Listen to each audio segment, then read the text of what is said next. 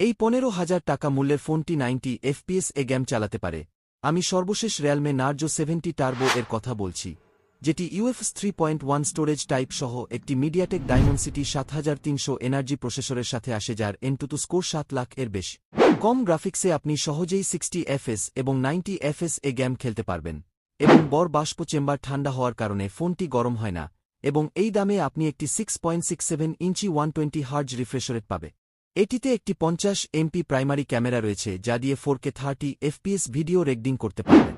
আপনি 45 ওয়াটের চার্জার সহ একটি 5000 mAh ব্যাটারি পাবেন, যা আপনাকে দুর্দান্ত ব্যাটারি ব্যাকআপ দেয়। অপেক্ষা করুন, আরও আছে, আপনি এতে in display fingerprint sensor, IP65 rating, যা ওয়াটার স্প্ল্যাশ প্রুফ এবং ডাস্ট প্রুফ। আপনি যদি একজন গেমার হন তবে এটি সহজেই 15 থেকে 16,000 এর মধ্যে সেরা গেমিং ফোন হতে পারে। এবং এই ধরনের আরও ইনফরমেটিভ ভিডিওর জন্য এখনই লাইক এবং